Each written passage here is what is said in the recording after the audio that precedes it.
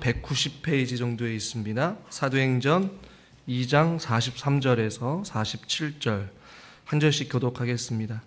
사람마다 두려워하는데 사도들로 말미암아 기사와 표적이 많이 나타나니 믿는 사람이 다 함께 있어 모든 물건을 서로 통용하고 또 재산과 소유를 팔아 각 사람의 필요를 따라 나눠주며 날마다 마음을 같이하여 성전에 모이기를 힘쓰고 집에서 떡을 떼며 기쁨과 순전한 마음으로 음식을 먹고 같이 읽죠. 하나님을 찬미하며 또 온 백성에게 칭송을 받으니 주께서 구원받는 사람을 날마다 더하게 하시니라. 아멘. 주일 예배에 나온 여러분들을 주님의 이름으로 환영하고 축복합니다. 누구나 살아가면서 삶에 어떤 원동력이 있습니다. 나를 움직이게 하는 어떤 힘이 있는 것이죠. 나이에 따라 상황에 따라 다양한 어떠한 이유들로 우리가 살아가곤 합니다.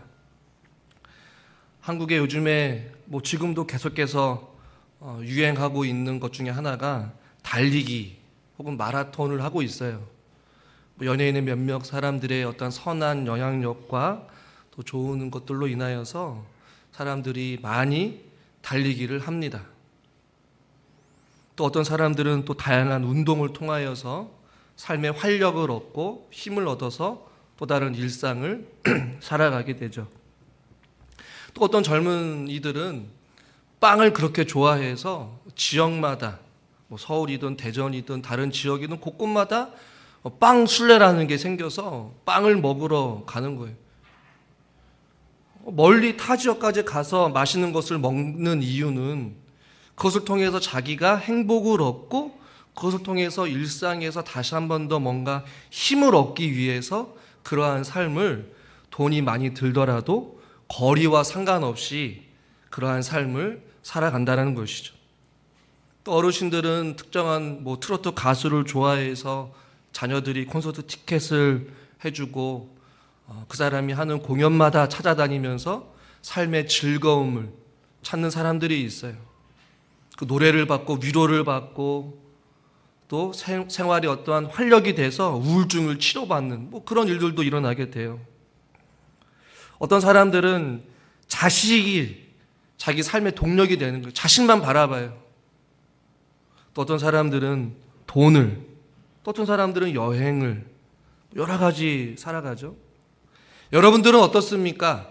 여러분들이 삶의 원동력 혹은 여러분의 삶에 어떤 활력을 주고 혹은 기쁨을 주는 것이 여러분들에게 무엇이에요? 여러분의 통장에 잔고가 계속해서 쌓이는 것을 삶의 유익으로 삼고 사는 사람들이 있을지 모르겠어요. 우리 어르신들은 경로당에 가서 일주일에 두세 번씩 같이 밥을 먹고 또 고스톱을 치면서 하루하루의 삶을 이렇게 즐기면서 살아가는 거 나쁘다는 건 아니에요. 그것이 삶의 유일한 어떤 삶의 활력소가 될 수도 있어요. 목사님 이제는 그런 게 없어요. 그냥 먹고 살기 바쁘고 하루하루 사는 게 그냥 그저 그래요. 입맛도 없고 좋은 것도 없고 또 그렇다고 딱히 싫은 것도 없어요. 이렇게 하루하루 그냥 마지못해 살아가는 사람들이 혹시나 있을지 모르겠습니다. 각자가 좋아하는 것이 있고 또 즐기고 싶은 것이 있고 원하는 것이 있어서 어떠한 행위나 어떠한 삶을 통하여서 삶의 즐거움을 얻곤 합니다. 마찬가지로 믿음 생활에도 우리에게 동력이 필요해요. 뭔가 우리를 움직이게 하고 뭔가 우리를 결단하게 하고 뭔가 우리로 하여금 신앙생활을 할 수 있게끔 뭔가 삶의 원동력이 필요한 것이죠. 믿음의 길은 우리의 인생도 마찬가지겠지만 죽을 때까지 걸어가야 될 머나먼 순례길입니다. 그러니 그 머나먼 순례길 80년, 90년 혹은 100년의 인생을 살아가면서 우리가 믿음 생활을 한단 말이에요. 일단 그 믿음 생활을 지치지 않고 힘을 내서 살아가기 위해서 우리에게 필요한 것이 있다는 것이죠. 오늘 우리가 읽는 본문은 사도행전 2장 본문입니다.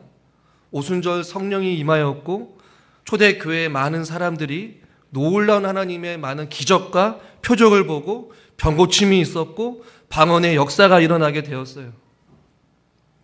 오늘 본문에도 43절에 보니까 기사와 표적이 많이 나타났다. 초대교회의 모습이에요. 그리고 44절에 믿는 사람이 다 함께 있어 모든 물건을 서로 통용하고 또 재산과 소유를 팔아 각 사람의 필요를 따라 나눠주며 46절을 같이 한번 읽겠습니다. 날마다 마음을 같이하여 성전에 모이기를 힘쓰고 집에서 떡을 떼며 기쁨과 순전한 마음으로 음식을 먹고. 여기서 우리의 믿음 생활의 동력이 무엇인지를 발견하게 돼요. 한번 따라하겠습니다. 믿음 생활은 행복해야 합니다. 우리 믿음 생활의 원동력은요, 행복해야 되는 것이.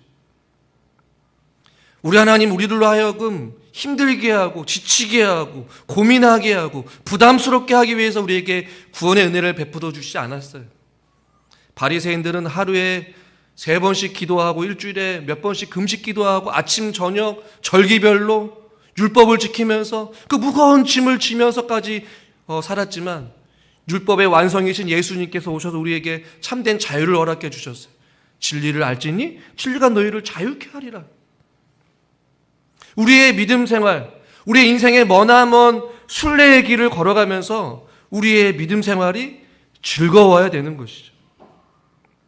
오늘 본문의 46절에도 날마다 마음을 같이하고 성전에 모이기를 힘썼어요. 그리고 각 집집마다 돌아가면서 음식을 가져왔어요. 빵을 떼면서 기쁨과 순전한 마음으로 음식을 먹고 나누었다라고 말씀하고 있습니다. 전 여기에서 46절에 특별히 날마다라는 구절을 좀 눈여겨봤으면 좋겠어요. 매일같이 모였다는 것입니다. 왜 날마다 마음을 같이 하여서 모였을까요? 이들이 시간이 많아서요? 아닙니다. 이들이 여유가 있었어요? 더더욱도 아닙니다. 그런데 이들이 날마다 모였고 성전에 모여서 예배를 드리고 서로 빵을 나누고 교제하면서 살아갔다라는 것이죠. 그 이유가 무엇이겠습니까? 단순해요. 모임이 좋았기 때문에 그렇습니다. 행복했기 때문에 그래요. 예수님을 믿고 성령으로 충만하니까 이들이 매일마다 모이는 거예요. 사도들이 날마다 모이라, 몇 시까지 모여라, 언제 모여라, 아침에 모여라, 저녁에 모여라 강요하지 않았어요. 그들이 스스로 날마다 모여서 예배하고 집안에 있는 거 가지고 와서 서로 나누고, 마치 우리가 신앙생활 처음 했을 때에 과거에 우리 한국 교회에 이러한 모습들이 있었습니다. 저희 어머님 시대만 보더라도 여러분들과 거의 비슷한 시대였어요. 주로 교회에서 생활을 하시더라고요. 어렸을 때 어머님 모습을 한번 생각해 봤어요. 월요일 날은 주일에 대한 모임이 아쉬워서 모여서 또 같이 교제를 나누고, 화요일은 각종 성경 공부와 모임이 있어서 화요일 날 가고, 수요일 날은 또 수요 예배로 모여서 또 모이고, 목요일은 전도를 하고, 또 금요일은 구역 예배와 또 철회 예배를 드리고, 토요일 날은 교회 청소를 하고 식사 준비를 하고, 주일은 주일대로 모이고, 월, 화, 수, 목, 금, 토, 주일을 내내 일주일을 시간이 되면 틈만 나면 교회에 가고 사람들을 불러놓고 같이 먹고 기도하고 또 찾아가고 그런 일들이 일상이 되었어요. 그때도 지금처럼 여전히 먹고 살기 바빴습니다.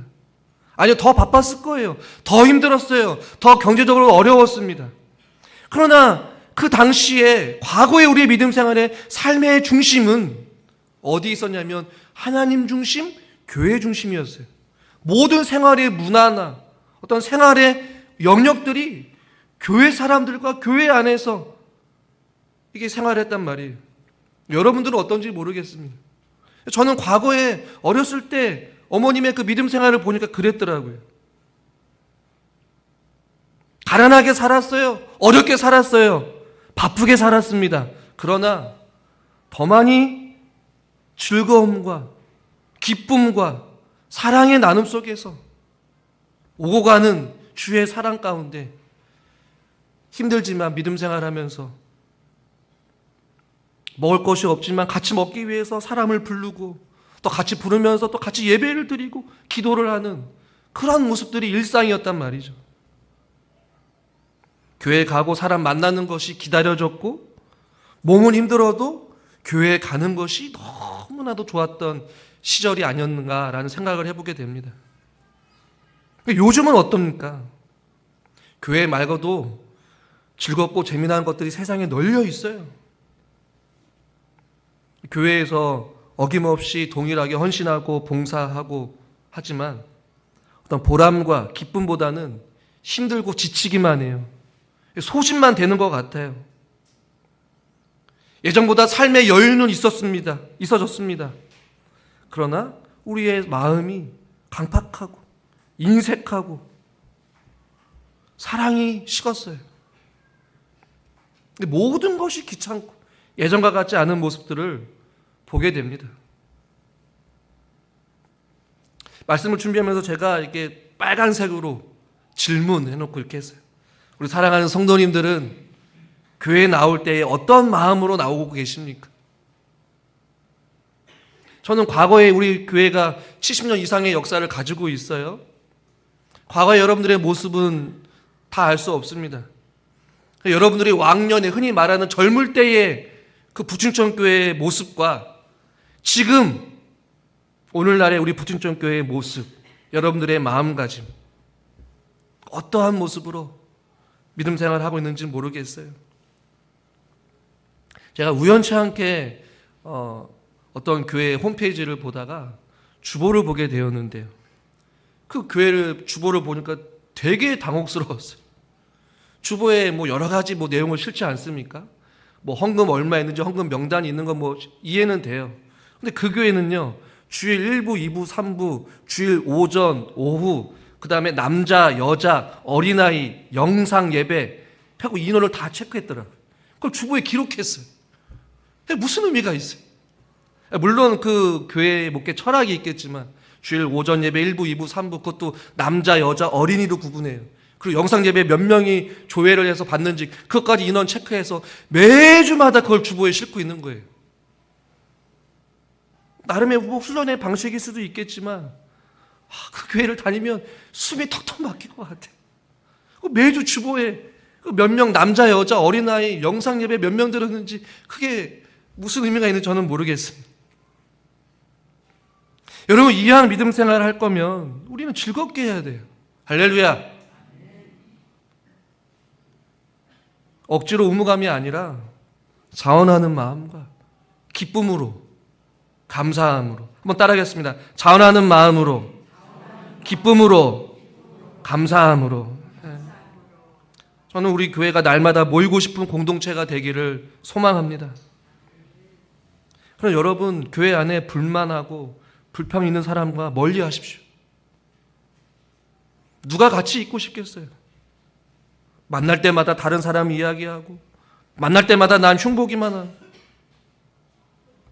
부족한 걸 이야기하고 허물을 덮어주기보다 허물을 드러내요. 누가 오고 싶겠어요? 어떤 통계를 보니까요, 한국인이 선호하는 인간관계가 있어요. 여러분 어떨 것 같습니까?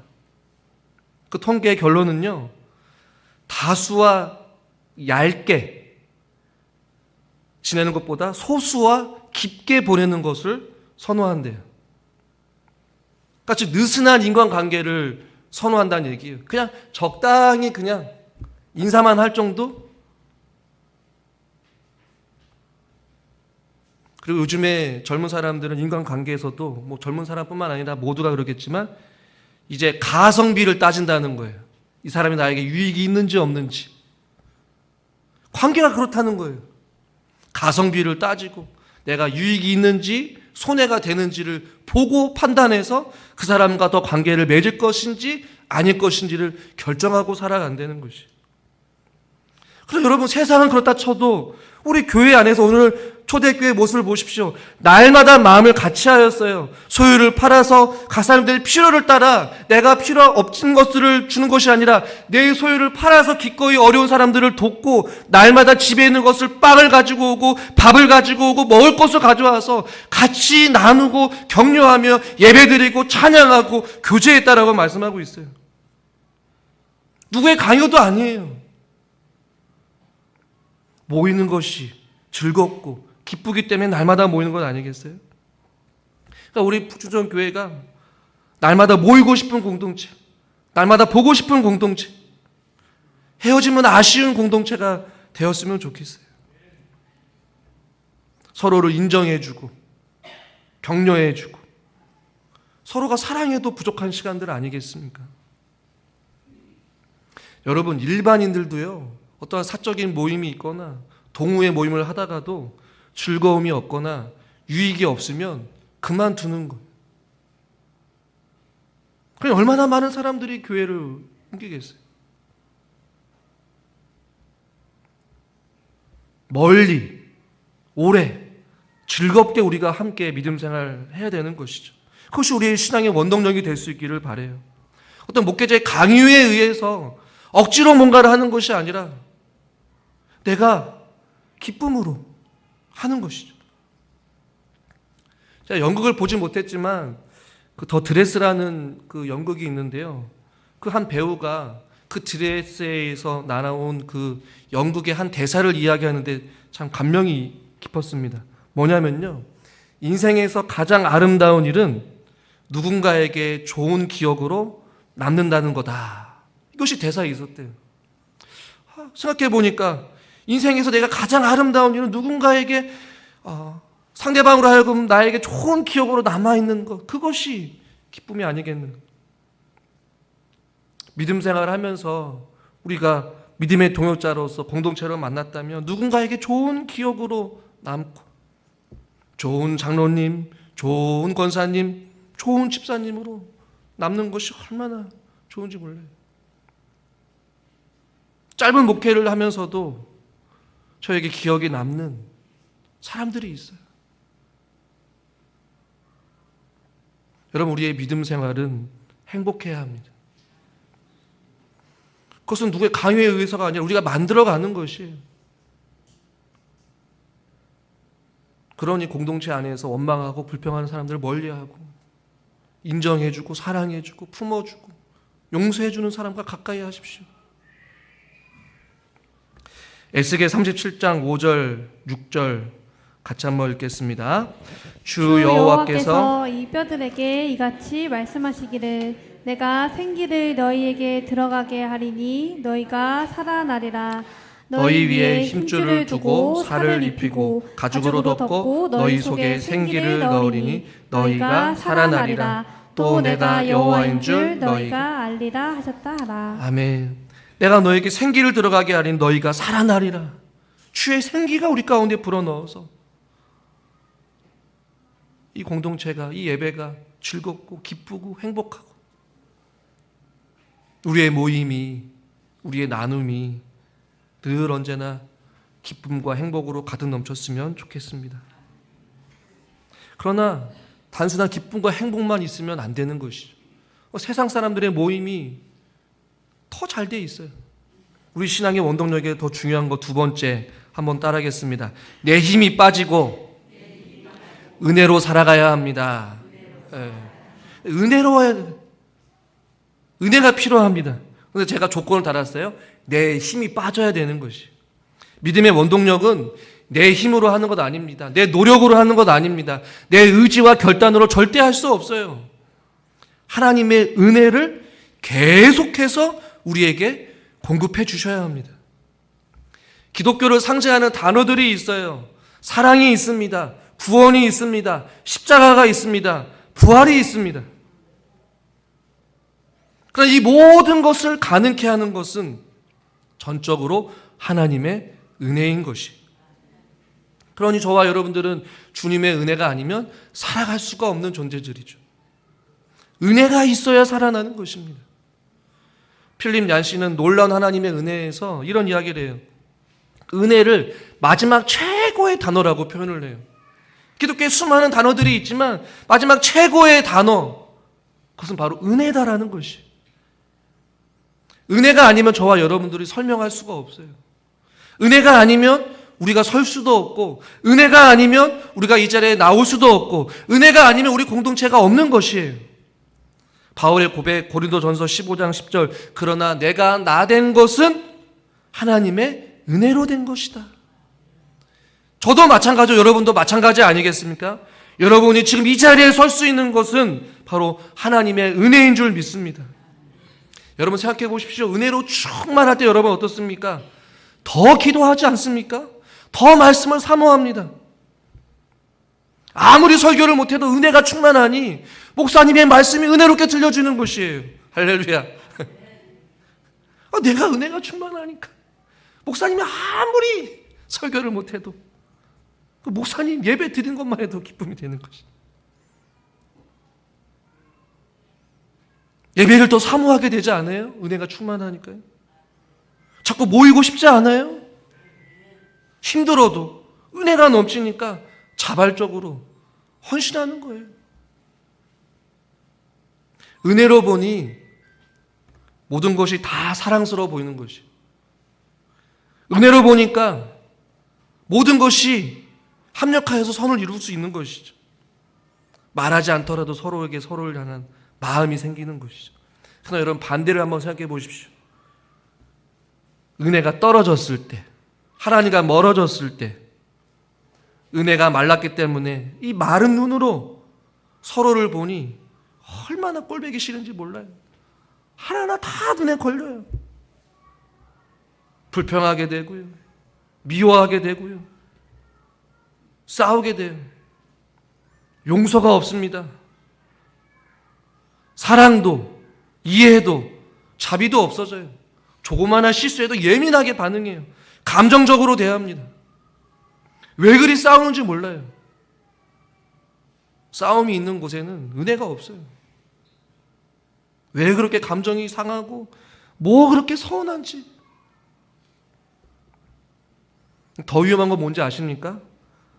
한번 따라 보겠습니다. 은혜 없는 열심이 제일 위험합니다. 네, 이게 제일 위험해요. 제가 내 힘이 빠지고 은혜로워야 된다는 건 뭐냐면 은혜는 없는데 열심은 있어요. 열정은 있어요. 열심히 하고도 자기를 드러냅니다.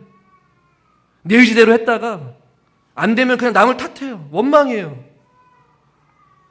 공동체 안에 은혜 없는데 열심히 한 사람이 제일 무서운 거예요.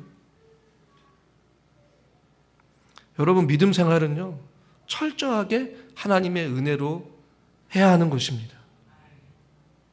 목회자인 저도 마찬가지예요. 목회자의 욕심, 목회자의 개인적인 생각, 판단 아니에요. 주의 은혜가 아니면 설 수 없는 자리가 이 자리인 것이. 여러분 그러니 우리의 믿음 생활의 원동력, 우리가 힘을 내서 믿음 생활을 하기 위해서는 우리는 날마다 기도해야 됩니다. 무엇을요? 주여 우리에게 은혜를 베풀어 주시옵소서. 여러분도 은혜로 충만합니까? 아니면 은혜와 멀어졌습니까? 마지막 세 번째, 오늘 읽은 이 본문 초대교회의 모습, 이러한 모습이 가능했던 이유는 바로 성령님이 강력하게 임하였을 때 이러한 초대교회의 모습이 있었다라고 이야기를 합니다. 46절과 47절을 다시 한번 읽겠습니다. 날마다 마음을 같이하여 성전에 모이기를 힘쓰고 집에서 떡을 떼며 기쁨과 순전한 마음으로 음식을 먹고 하나님을 찬미하며 또 온 백성에게 칭송을 받으니 주께서 구원받는 사람을 날마다 더하게 하시니라. 아멘. 이것이 가능했던 이유는 바로 성령으로 충만했기 때문에 그렇습니다. 여러분 그러니 우리 마지막 믿음의 원동력 무엇이 되어야 되냐면 바로 성령으로 충만해야 하는 것입니다. 은혜도 계속해서 지속받아야 되지만 우리는 성령의 능력과 지혜와 성령의 이끄심이 항상 있어야 되는 것이에요. 이 초대교회 성도들의 삶은 우리의 지금의 삶과는 비교도 안 될 정도로 힘들었습니다. 고난과 핍박의 위협이 있었어요. 죽음의 위협이 있었습니다. 숨어 다녀야 했었습니다. 죽음을 각오해야 했습니다. 그러나 이들이 날마다 모일 수 있었던 이유, 목숨을 죽을 각오를 하고 모였던 이유는 바로 그들이 성령님이 함께 하심을 알았기 때문에 그래요. 그들은 은혜로 충만했고 말씀으로 충만했고 성령으로 충만했고 사랑으로 충만했습니다. 저와 여러분의 신앙생활, 우리의 믿음을 끌고 가는 것은 나의 어떤 노력과 의지와 결단이 아니라 성령님이 우리를 이끌어가게끔 해야 하는 것이에요. 우리의 힘으로 믿음이 얼마 가지 못합니다. 아니요, 절대로 우리의 힘으로 걸어갈 수 없는 것이 믿음의 길입니다. 십자가의 길입니다. 내 힘으로 하다가 어떻습니까? 상황에 따라서 우리의 마음이 수도 없이 바뀌어요. 조금 상황이 힘들면 내려놓고 주저앉고, 조금 더 상황이 좋아지면 교만해져서 하나님과 멀어지고, 오후에도 말씀드리겠지만 그래요. 우리 상황에 따라서 갈팡질팡해요. 우리에게는 한계가 있습니다. 아니, 우리에겐 그럴 만한 능력이 없는 자들이에요. 오직 성령의 능력으로 우리는 믿음 생활을 해야 되는 줄 믿습니다. 하나님 마음에 합한 사람 다윗이 어땠습니까? 시편 51편 10절부터 같이 한번 교독해서 읽겠습니다. 10절. 하나님이여 내 속에 정한 마음을 창조하시고 내 안에 정직한 영을 새롭게 하소서. 나를 주 앞에서 쫓아내지 마시며 주의 성령을 내게서 거두지 12절은 마소서. 같이 읽죠. 주의 구원의 즐거움을 내게 회복시켜 주시고 자원하는 심령을 주사 나를 붙드소서. 아멘. 나를 주님 앞에서 쫓아내지 마시고 주의 성령을 내게서 거두지 말라는 얘기예요. 다윗은 어려움 속에서도, 죽음의 위협 속에서도 주의 성령님이 함께 하셨어요. 그러니 그가 다른 것은 다 잃어버려도 주님 앞에서 쫓아내는 것, 주의 성령을 거두는 것을 그의 인생의 가장 두려움으로 여기고 살아갔다는 것이에요. 또 내 안에 정직한 마음을 창조하시고 구원의 그 기쁨과 즐거움, 그러니까 믿음 생활에는 즐거움이 있고 기쁨이 있어야 되는 것이고, 그 자원하는 심령으로 우리가 자발적으로 감사함으로 기꺼이 우리가 주님 앞에 우리의 삶을 드리는 것이죠. 그것을 가능케 하는 것은 결국에는 주님의 은혜인 것이고 주의 성령으로 가능하다는 것이에요. 그러니 사랑하는 성도 여러분, 주의 성령을 사모해야 되는 것입니다. 바울 역시도 육신의 일과 성령의 일에 대해서 이야기를 합니다. 로마서 8장 5절부터 읽어드리면 육신을 쫓는 자는 육신의 일을, 영을 쫓는 자는 영의 일을 생각한다라고 말씀하고 있어요. 자, 6절, 육신의 생각은 무엇이다? 사망이고 영의 생각은 생명과 평안이다. 자, 7절, 육신의 생각은 하나님과 원수가 된대요. 하나님의 법에 굴복하지 않을 뿐더러 할 수도 없다라는 것이에요. 그러니까 인간의 생각과 인간의 마음과 인간의 의지로 할 수 없다라는 것이에요. 로마서 8장 8절, 육신에 있는 자들은 결국에는 하나님을 기쁘시게 할 수 없다라는 것이에요. 그러니까 내 의지대로 믿음 생활을 하면 안 되는 것이죠. 하나님을 기쁘시게 할 수 없어요. 내 의지대로 안 되면 내 성질대로 하는데요. 그만두면 그만인데요. 안 하면 그만인데요. 아니에요, 믿음 생활은. 하나님을 기쁘시게 하기 위해서는 영의 생각, 주의 성령, 이끄심, 우리는 예수의 사랑으로 충만해야 합니다. 말씀으로 충만해야 되고 성령으로 충만해야 합니다. 여러분, 무엇으로 믿음 생활을 하고 계십니까? 저는 세 가지를 말씀드렸습니다. 이왕이면 믿음 생활할 때 즐거움과 기쁨으로 하고, 두 번째는 주의 은혜로 해야 되는 것이고, 세 번째는 성령의 충만함으로 우리는 믿음 생활을 해야 멀리 오래 계속해서 성장해 갈 수 있는 것입니다. 행여나 내 의지와 내 생각대로 하고 있다면 그것을 내려놓으십시오. 조금 내려놓으세요. 그리고 주여 은혜가 필요합니다. 주님이 이렇게 힘들게 믿음 생활하려고 나를 이곳으로 보내주지 않았는데, 주님, 내 옆에 있는 우리 권사님, 집사님, 장로님, 우리에게 허락하신 믿음의 공동체, 우리 안에 기쁨을 회복시켜 주시고 사랑을 회복시켜 주시고 우리에게 은혜를 허락해 주셔서 서로가 서로를 향해 날마다 마음을 같이하여 함께 모여 주님을 찬미하고 예배하고 교제 나누며 주님 오실 그날까지 그렇게 주의 은혜와 성령으로 믿음 생활 기쁘게 했다가 주님 앞에 나아갈 수 있도록 우리에게 은혜를 달라고 같이 함께 기도하시기를 주님의 이름으로 축원합니다. 하나님 아버지, 하나님의 선하신 뜻과 계획하심이 있어서 우리 부춘정 교회를 이곳에 세워주시고 믿음의 귀한 도역자들을 만나게 하여 주신 것도 하나님의 은혜인 줄 믿습니다. 저희들 우리 안에 기쁨이 회복시켜 주시옵시고 사랑을 회복시켜 주시옵소서.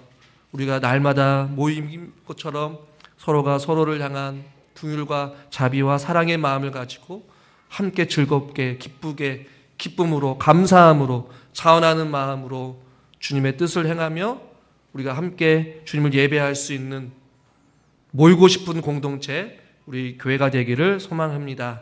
주여 저희들에게 은혜가 필요합니다. 주의 성령으로 충만케 하여 주시옵소서.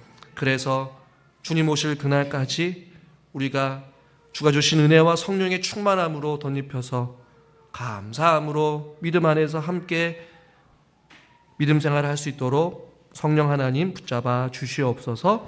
예수님의 이름으로 감사하며 기도드리옵나이다. 아멘.